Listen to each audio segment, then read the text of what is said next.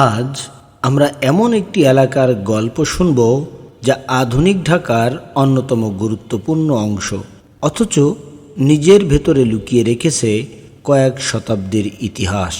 ঢাকা শহরের প্রাণকেন্দ্র মোহাম্মদপুরের ইতিহাস জানার চেষ্টা করব আজ।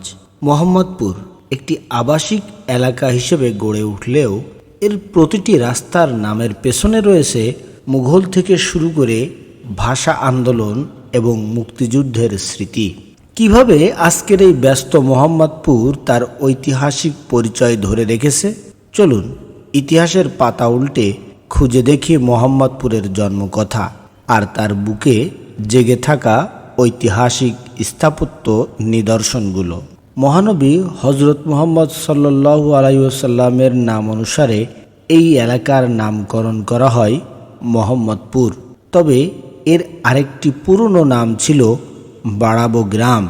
এই এলাকার বহু রাস্তার নাম এখনও মুঘল সাম্রাজ্যের স্মৃতি বহন করে চলেছে, যেমন Babar road, Shahjahan road, Taj Mahal road.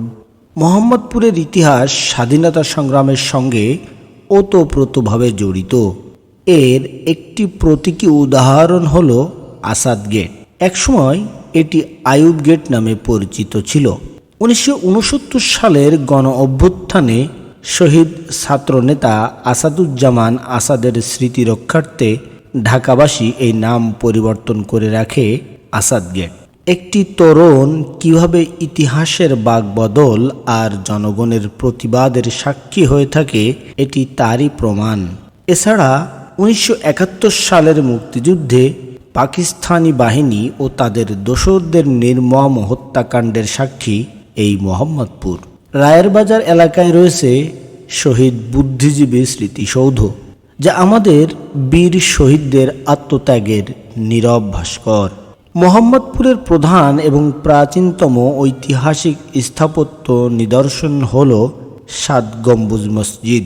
Mughal আমলের এই মসজিদটি 1680 খ্রিস্টাব্দে সুবাদার শায়েস্তা খাঁর পুত্র উমিদ খাঁ নির্মাণ করেন।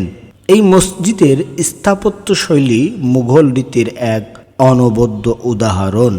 নাম অনুযায়ী এর ছাদে রয়েছে 3টি বৃহদাকার গম্বুজ এবং 4টি কোণায় রয়েছে ছোট বা অনুগম্বুজ। মোট 7টি গম্বুজের জন্যই এর নাম হয়েছে 7 গম্বুজ মসজিদ। এটির মেহরাব ও খিলানগুলো মুঘল কারুকার্যের ঐতিহ্য বহন করে। একসময় এই মসজিদের পাশ দিয়ে বয়ে যেত বুড়িগঙ্গা নদী। নদীতে ভাসমান নৌকা থেকে সহজেই মসজিদটি চোখে পড়ত।